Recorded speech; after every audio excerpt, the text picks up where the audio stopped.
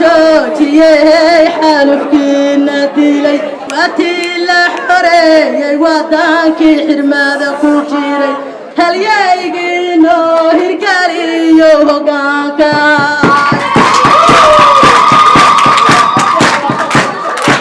magaalada badatay bilicdeedi waa yaray baabuur ma soo gelininaho baydka lagama bixin jid baa loo furayo jahadiina loo banee jid baa loo furayo jahadiina loo banee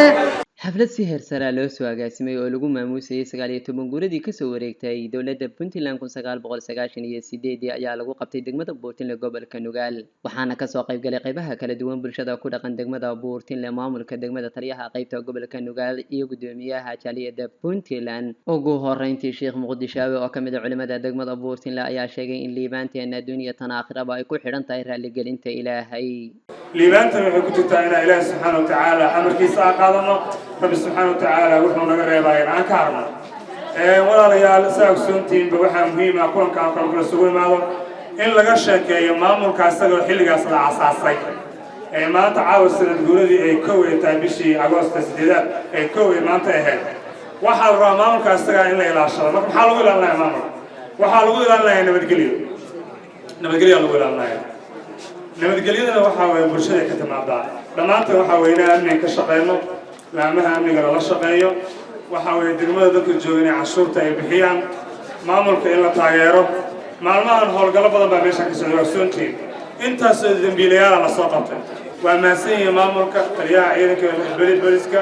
korton iyo gudoomiyaha iyo kulli xogay oo maasanyihiin shaqooyin badan bay qabteen waxyaalo badan oo fasahaada oo lagu halaagsanaa asbuuc la soo dhaafay ka dhacay wadanka waxa waa la qabtay maamulkaana qabtay waana ku maasanyihiin dhanka kale gudoomiyaha jaaliyadda Puntland Cabdullaahi Xabiib ayaa sheegay in jaaliyadda Puntland ay xafiis ka furan doonto degmada Buurtinle sidoo kalena sheegay inuu yahay musharax wasiir u taagan xukuumadda cusub oo soo aasaasi doona madaxweynaha dowladda Puntland Cabdiweli Maxamed Cali Gaas xafiis halkaan laga furi doono si ugu saab badan leh oo ka shaqeyn doona horumarka deegaanka degmada Buurtinle taasoo aan ka wada qayb qaadan doono dhamaanteed kuna ogaan doona wax walba oo dalaba oo jira dhalinyaro aad bacaa u faraxsan yihiin waxaan rabaa inaan farxaddaas haddii ilaahay naftay u simo sanadka soo socda inaynu kala qayb qaato iyadoo isbeddel badan deegaanka aan ku samaynay waxaan ku dadaalayaa oo hortiina sheegayaa caawa anigu waxaan ahay musharax u taagan golaha wasiirada haddii aan jagadaas helo number 1 waxaan ka shaqeynayaa degmada Buurtinle